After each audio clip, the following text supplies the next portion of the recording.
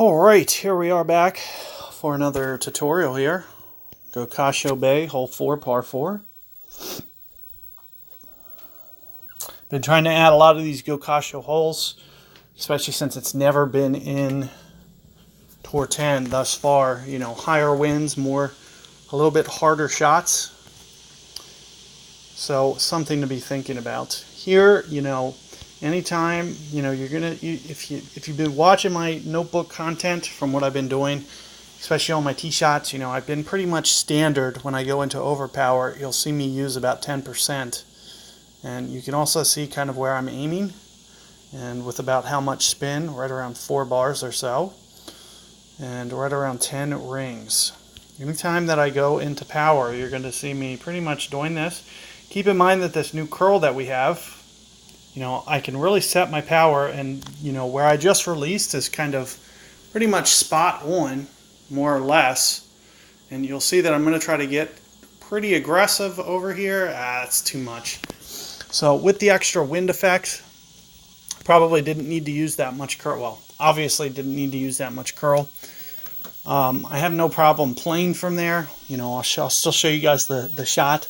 Well, the biggest thing I did wrong was just a little bit too much curl. I'll usually use that much curl, and I just kind of got into a habit. But with that side wind, you know, I should have used about half as much. So it is nice. Here you can see my opponent, you know, going the other way with the curl. This is something that I don't do, because what this is going to do is it's going to create a longer second shot for you.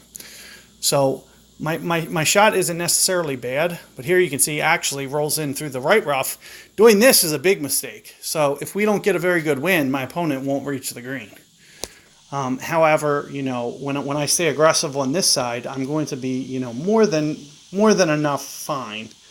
And what you'll usually see, you know, I'm thinking, you know, this is going to play downhill. So you can see what I'm doing. And I'm also going to be very close to max, so you're going to see me use very close to this max number as well. Keep in mind, I'm going to need to offset my ball guide. So here you can see with what I'm doing with my ball guide offset. Additionally, I'm still going to go right around 4 rings, 4.2, just similarly what you see in the number there. So right around here.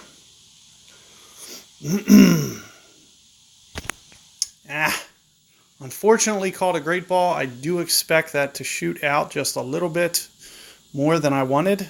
Oh, well, it actually came in still pretty nice. So overall, not too bad. Gives myself a chance, as I mentioned, especially with the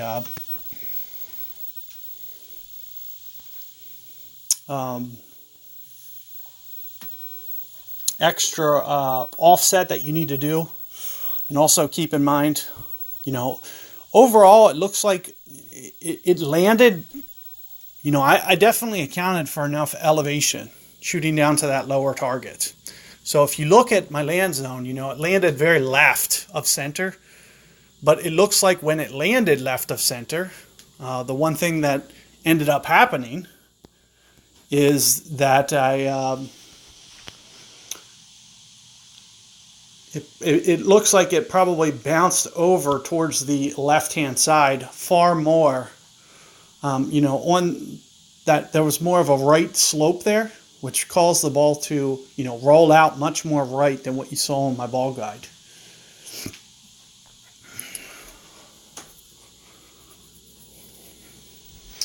And, you know, if you have an upper level, you know, end bringer, I'm going to, you know, highly recommend, you know, with the new setup of using the, you know, higher accuracy club.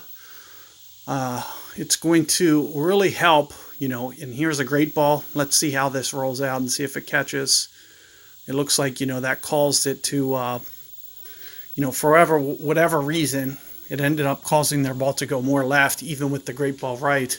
But you're going to see far more people with rapiers lipping out because of losing about 15. In that case, I don't even think it has 87 accuracy at level 7. I can't remember, but I think it might be a little bit closer to 80 accuracy until it bumps up to an 8. I don't remember that for a certainty, but just something to be thinking about when you're playing with that rapier, accuracy is going to be a new premium. So if you get to Endbringer 5, that's almost kind of, you know, in my opinion, the new best club to be using with that faster needle. At least until, you know, a month down the road where you can start to memorize the timing a little bit better. Because it's going to, you know, take some transition time. So good luck with that hole, guys, and catch you guys for future tutorials coming up.